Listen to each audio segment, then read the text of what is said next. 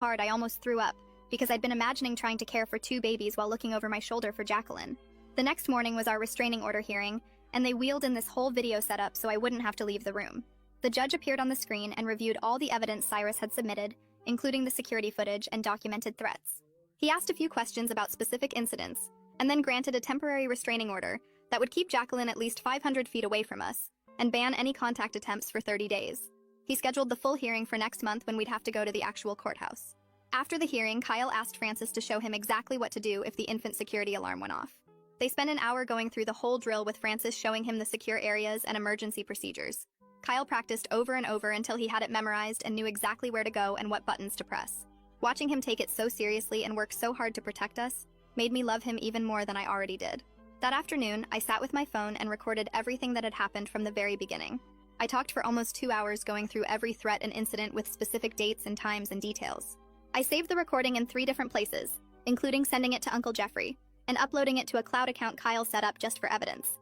Having my own record of everything made me feel less helpless, and more in control of what was happening to us. The discharge planner knocked on our door the next morning with a thick folder and a worried look on her face. She spread out maps on my bed showing different routes from the hospital to our house with certain streets highlighted in yellow. She explained the yellow ones were the most public and had the most cameras in case we needed proof of anything happening.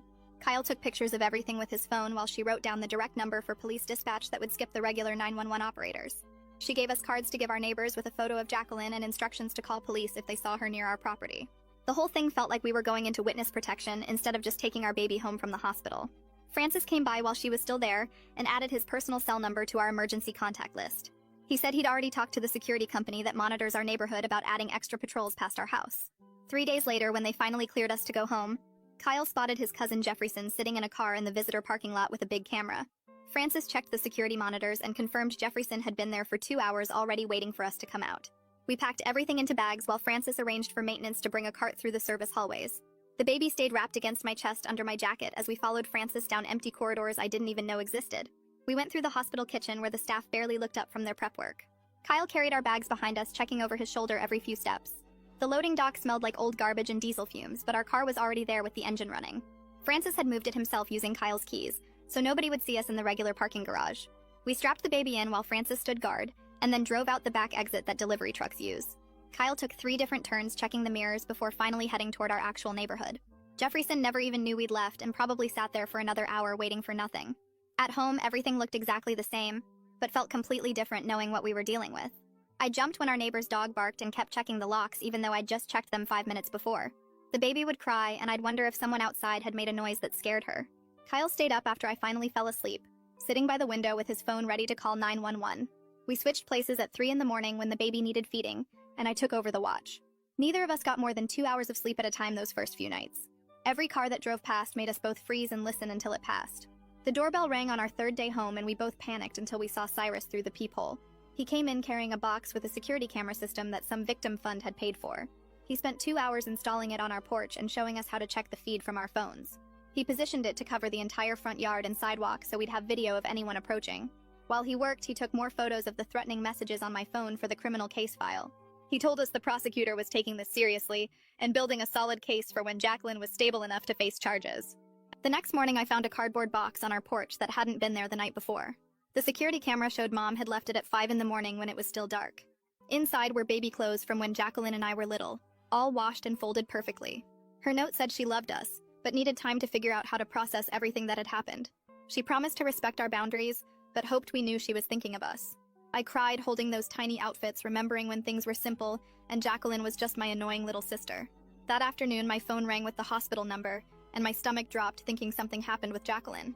But it was Dr. Sanford calling with an update on the baby's condition. She said he'd started breathing on his own for 15 minutes at a time without the ventilator. His brain scans looked better than expected, though they wouldn't know about delays until he was older. The prognosis had shifted from critical to serious, but stable, which should have made me happy. Instead, I felt guilty for wishing he would just stay sick enough that Jacqueline couldn't use him against us somehow. 4 days later, Kyle's phone rang at 2 in the morning with a number we didn't recognize. The voicemail was Jacqueline's voice, shaky and furious, saying we'd destroyed her life and stolen her baby's future. She rambled for 3 minutes about how we'd turned everyone against her and ruined her chance at motherhood. Kyle called Cyrus immediately, even though it was the middle of the night, to report the violation. Cyrus said she must have used another patient's phone at the psychiatric facility, which was a serious breach. The restraining order hearing was scheduled for that Friday, and the judge appeared on our laptop screen from his courtroom. He reviewed the stack of evidence Cyrus had submitted, including the security footage and voicemail from that week.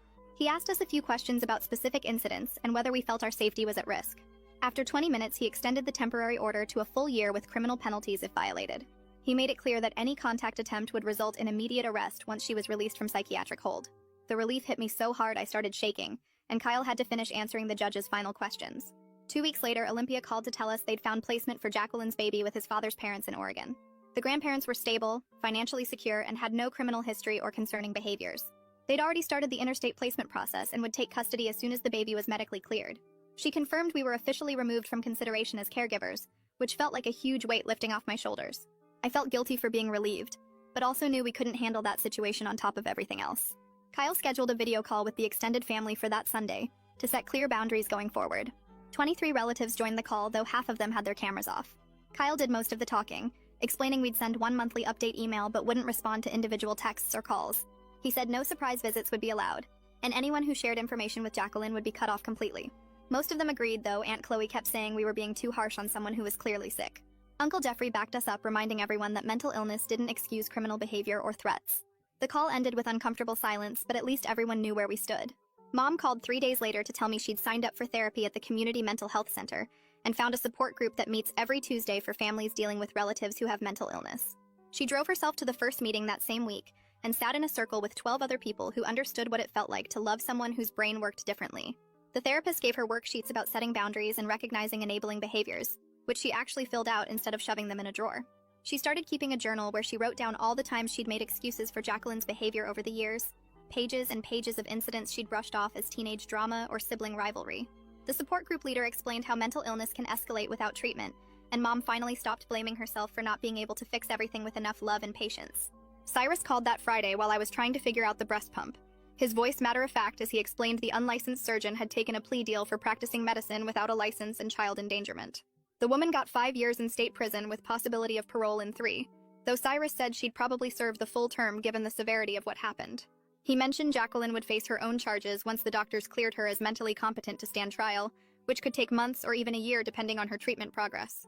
The prosecutor was building a case for reckless endangerment of a child and possibly attempted murder if they could prove she knew the risks to her baby. I found a new parents group at the library that met Wednesday mornings. Just 8 moms with babies under 6 months old, sitting on yoga mats talking about normal stuff like diaper rash and whether organic formula was worth the extra money. Nobody knew about my sister or the restraining order or the baby fighting for life in the NICU. They just saw me as another tired mom trying to figure out this whole parenting thing. We compared notes on swaddle techniques and shared recommendations for pediatricians, and I felt like a regular person for the first time in months. The group leader brought coffee and homemade muffins, and we took turns holding each other's babies when someone needed a bathroom break, or just a minute to drink their coffee while it was still warm. The psychiatric facility called Kyle to inform us they were transferring Jacqueline to a specialized long-term treatment center 2 hours away that focused on postpartum psychosis and trauma-related disorders. The intake coordinator explained she'd be there for at least 6 months, possibly longer, with no set discharge date until the treatment team felt she was stable enough for outpatient care. They had strict visiting policies and all communication had to go through the clinical team first, which meant the restraining order would stay in full effect even while she was hospitalized. The facility specialized in cases like hers where criminal charges were pending alongside mental health treatment, with security protocols to prevent patients from leaving without authorization. Dr. Sanford caught us in the hospital parking lot during our 2-week checkup, having just come from checking on Jacqueline's baby in the step-down nursery. She explained his brain scans showed some areas of concern that would likely result in developmental delays, though they wouldn't know the full extent until he was older and hitting milestones. The grandparents from Oregon had arrived and were learning how to manage his feeding tube and monitor his oxygen levels for when they could finally take him home in another month or 2. She handed us a photo they'd asked her to share. Just a tiny baby in a onesie that said, "Little fighter" with tubes. And wires attached, but eyes wide open. And he looked exactly like Jacqueline did in her baby pictures Mom kept on the mantle. Kyle sat down that night with his laptop and created a family communication system, using a group email that would go out once a week with basic updates about the baby and nothing else. No individual texts or phone calls unless there was an actual emergency. No discussing Jacqueline's situation unless it directly affected our safety. No sharing photos on social media where she might see them someday.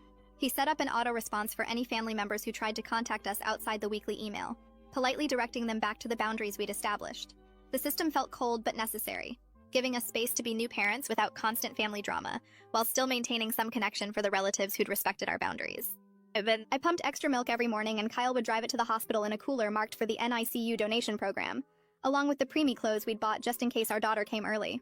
The NICU coordinator never asked who it was for, but I think she knew, giving us a small nod of understanding when Kyle dropped off the supplies at the desk. We never visited Jacqueline's baby directly, but this felt like the right amount of help, supporting an innocent child without putting ourselves back in danger.